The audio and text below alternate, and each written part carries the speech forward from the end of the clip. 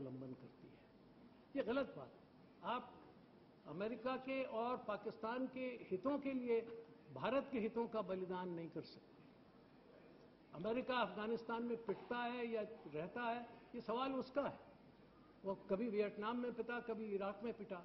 अब अगर अफगानिस्तान में पिट रहा है तो पिटने दीजिए। लेकिन ये सवाल इस बात का है कि अगर वहां से वो तालिबानों के हाथ में अफगानिस्तान को छोड़ के चला गया तो पाकिस्तान पर भी तालिबानी कब्जा होने में देर नहीं लगेगी। और उस वक्त अगर यहां ये सब ढीलम ढाल रही, फौज भी हट गई और लोगों के साथ भी आपके संबंध ऐसे रहे, तो कश्मीर के भी आपके हाथ से निकल जाने के रास्ते खुल जाएंगे। 60 साल से लगातार कोशिश हो रही है कि पाकिस्तान के कश्मीर और हिंदुस्तान के संबंधों को ढीला किया जाए। ढीला करो, पहले ढीला करो और इतना ढीला कर दो इसको तोड़ने में आसानी हो। ये वेस्टर्न ब्लॉक की नीति हम बहुत अच्छी तरह से जानते हैं। उनको जरूरत है पाकिस्तान की, कश्मीर की, अपने जियो पॉलिटिकल इंटरेस्ट और जियो स्ट्रेटेजिकल इंटरेस्ट के लिए। उन्हें वहां से चीन पे निगाह रखनी है, वहां से उन्हें गल्फ कंट्रीज पे निगाह रखनी है, वहां से उन्हें हिंदुस्तान पे निगाह रखनी है। वो वहां अड्डा रखेंगे।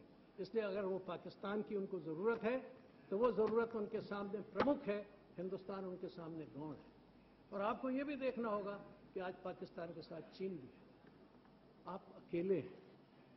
आप कैसी नीतियों का अवलंबन कर रहे हैं कि जिससे आप अपने आप को आइसोलेट कर चुके हैं और दूसरी तरफ आप अपनी ताकत का प्रदर्शन नहीं करते, अपनी हिम्मत का प्रदर्शन नहीं करते, अपने हौसले का प्रदर्शन नहीं करते और 1994 में किए गए इस सदन के प्रस्ताव को याद नहीं रखते जिसमें हमने कहा था कि कश्मीर भारत का अविभाज्य अंग है और उसे हम एक एक इंच भूमि हमारी है। श्री नरसिंह राव जी के जमाने में प्रस्ताव हुआ। आप उसे भूल जाते हैं।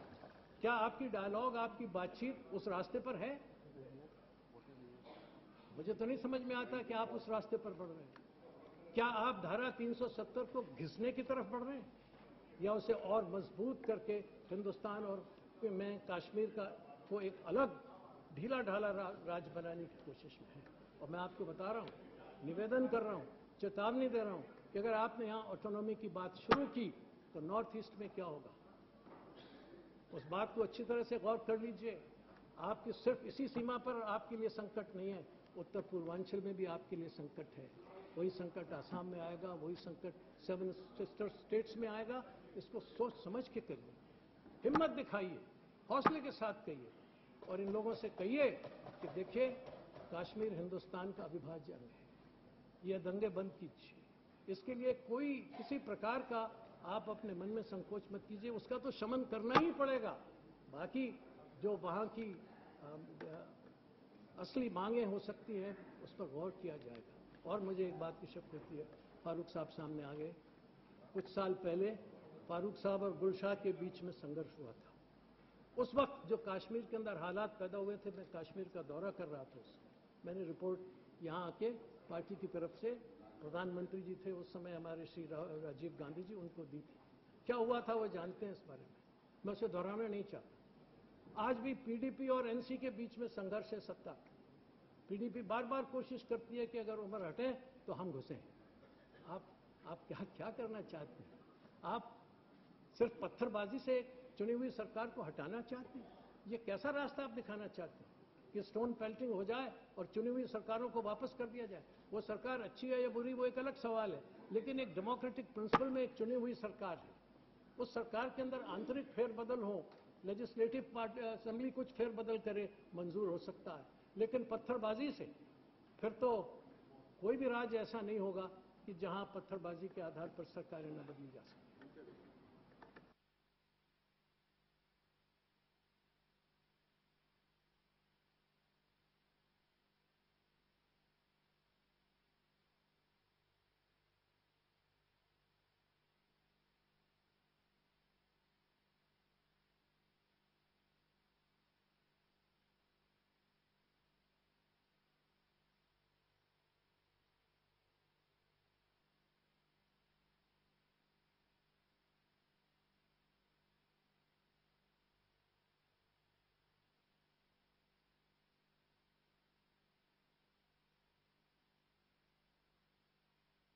ये क्या तरीका है? ये क्या बातें कही जा रही हैं? उनको जरा समझाइए, बताइए कि किस तरह से काम करना चाहिए।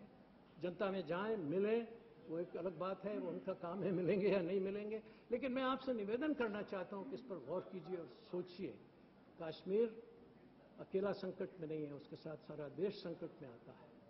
ये गहरा संकट है, ये अंतर्राष्ट्रीय राजनीति का संकट है, ये आपकी घरेलू दब्बू नीति का संकट है, ये कश्मीर का इतिहास न समझने का संकट है।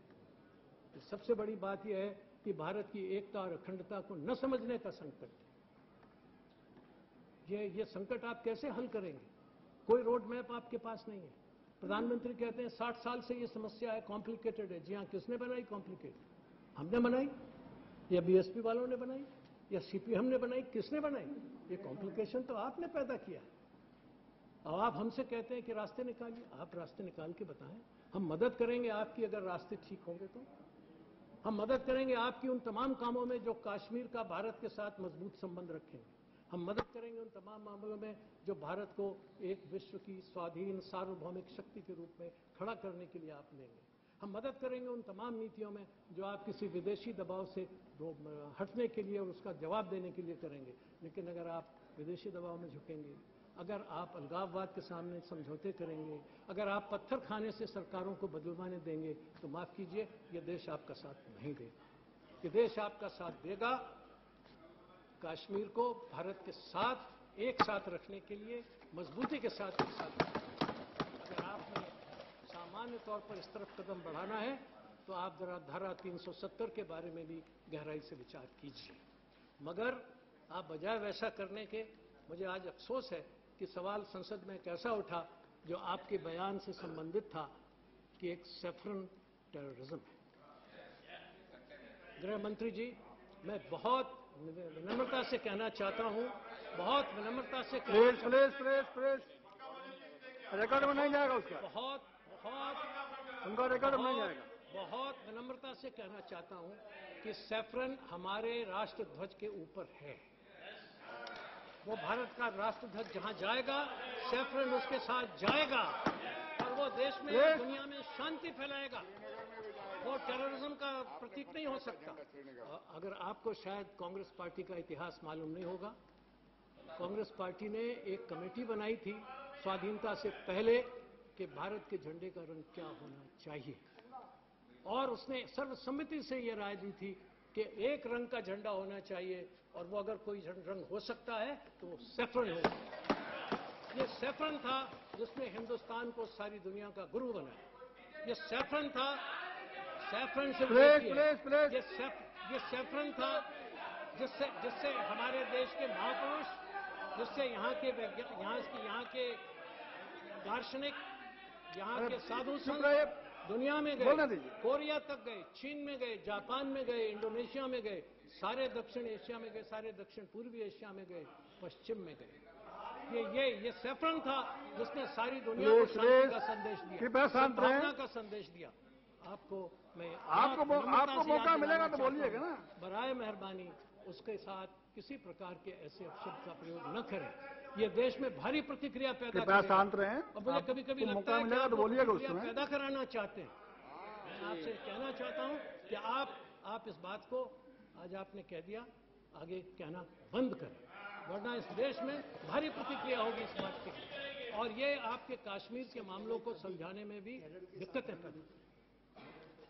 बहुत बहुत धन्यवाद उपसभापति जी, आपने मुझे अपने विचार रखने का अवसर दिया, और मैं आज प्रार्थना करता हूं सारे सदन से कि हम सब मिलकर कश्मीर को भारत का अविभाज्य अंग बनाए रखने के लिए पूरे रोड मैप का निर्माण